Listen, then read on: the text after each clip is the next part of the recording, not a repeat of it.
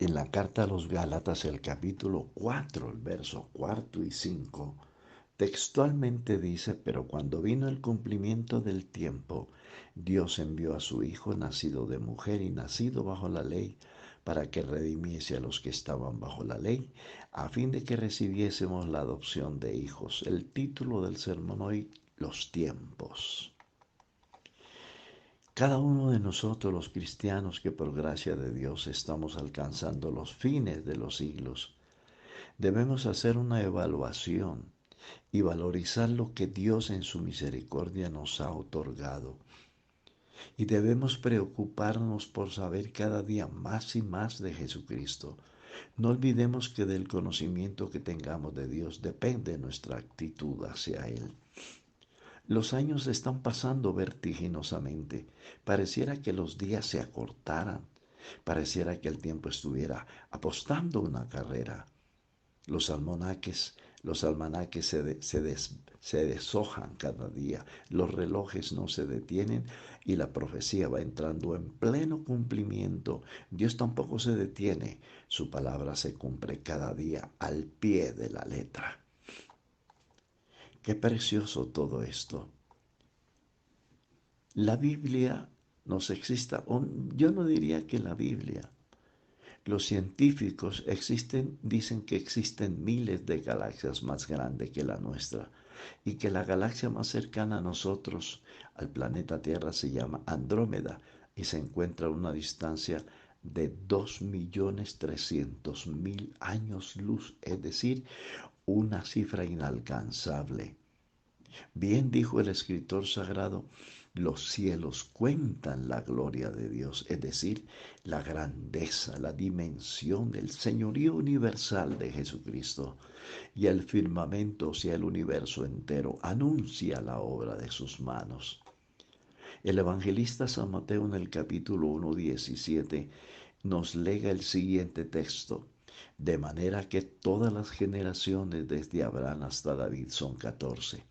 Desde David hasta la deportación a Babilonia son 14 y desde la deportación a Babilonia hasta Cristo son 14.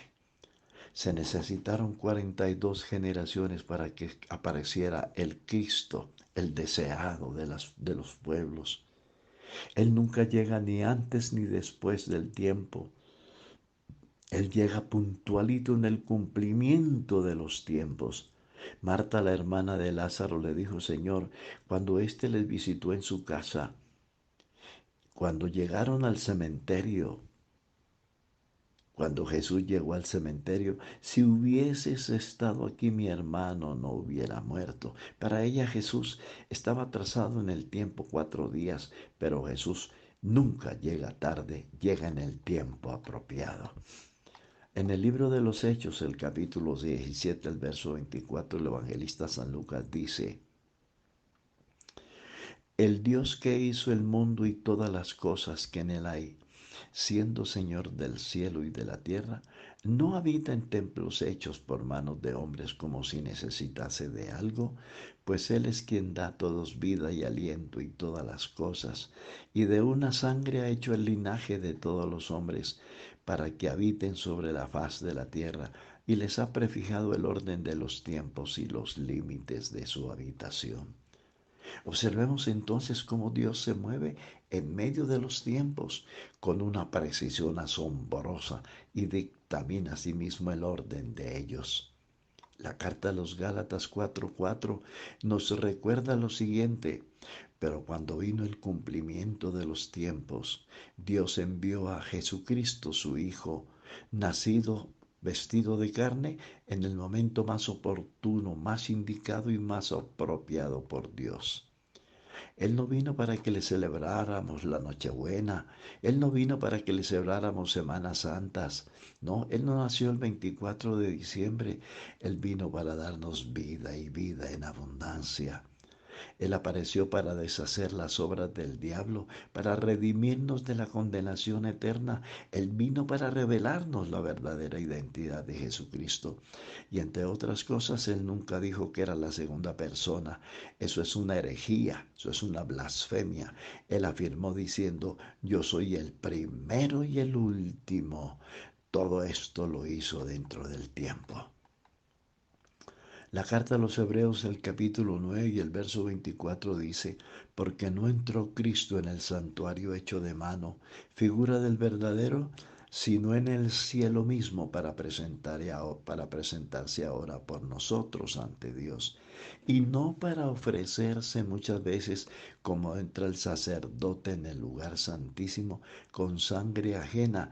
De otra manera le hubiera sido necesario padecer muchas veces desde el principio del mundo, pero ahora en la consumación de los siglos se ha presentado por el sacrificio de sí mismo para quitar de en medio el pecado.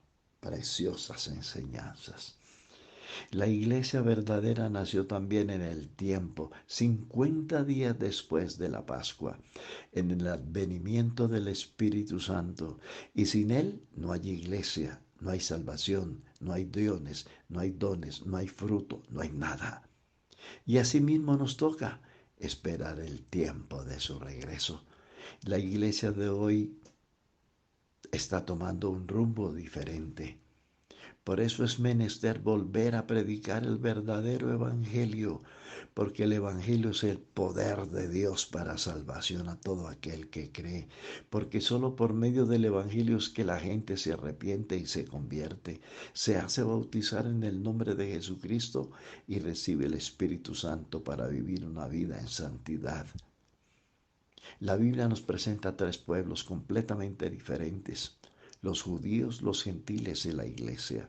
Los judíos son los nacidos en Israel, los gentiles son las naciones distintas a Israel, los que rechazaron el mensaje eterno de salvación, y la iglesia son los elegidos del Altísimo. Los verdaderos seguidores de Jesús, a ellos es que Dios quiere que el mundo conozca en estos últimos tiempos, porque tanto ellos deben demostrar que son diferentes a los demás habitantes de este planeta. Dios quiere que se establezca una profunda diferencia entre ellos y el mundo, porque ellos fueron llamados para anunciar las virtudes de aquel que nos llamó de las tinieblas a su luz admirable. Ellos son la luz del mundo, ellos son la sal de la tierra, son antorchas vivas que alumbran en lugar oscuro, son lumbreras. Los hijos de Dios son irreprensibles, sencillos y sin mancha en medio de una generación maligna y perversa en la cual resplandecerán como luminares en el mundo. Esta es la generación de cristianos que Dios quiere exhibir en sus últimos días. De aquí en adelante se seguirán sucediendo eventos finales que nos hablarán con suma claridad que los tiempos del fin están llegando a su tiempo y que los propósitos de Dios en relación con el presente siglo malo se cumplirán al pie de la letra. Los días venideros, queridos hermanos y oyentes, estarán salpicados de cambios profundos en la política y economía internacional. Aparecerán nuevos virus, nuevas epidemias que la ciencia se verá impotente para destruirlos. Cambios atmosféricos, climatéricos, cambios en los mares, en el sol, en los planetas, en las plantas y en todo el universo. Cambios que nos dirán que los siglos se están consumiendo y que el que ha de venir vendrá y no tardará. ¿Qué nos queda entonces a nosotros y al resto del mundo? La respuesta se halla en la carta a los Romanos, que dice, y esto conociendo el tiempo, que ya es hora de levantarnos del sueño, porque ahora está más cerca de nosotros nuestra salvación que cuando creímos. La noche está avanzada, no la noche que precede al día, no, la noche más espantosa, cuando después de que el Señor saque la iglesia de aquí, el anticristo se apoderará de este mundo. Y lo que empezará después del capítulo 6 de Apocalipsis, no lo quiero ni mencionar. Será tan horrible, tan espantoso, que nunca ha habido otro día como aquel. Y ya se acerca. Desechemos pues las obras de las tinieblas y vistámonos las armas de la luz. Andemos como de día honestamente, no en glotonerías y borracheras, no en lujurias y lascivias, no en contiendas y envidia, sino vestidos del Señor Jesucristo, y no proveáis para los deseos de la carne. Que Dios nos ayude a entender su palabra, porque los tiempos no se demoran y lo que Dios ha prometido se cumplirá exactamente en el tiempo de Dios. A Noé se le dieron 120 años para construir el arca y cuando se cumplieron los 120 años dijo Dios, basta. Y empezaron a caer las aguas desde arriba y las aguas que estaban en lo profundo de la tierra surgieron para levantar el arca. Y los que no creyeron, el diluvio se los llevó a todos. Un abrazo, Dios les bendiga.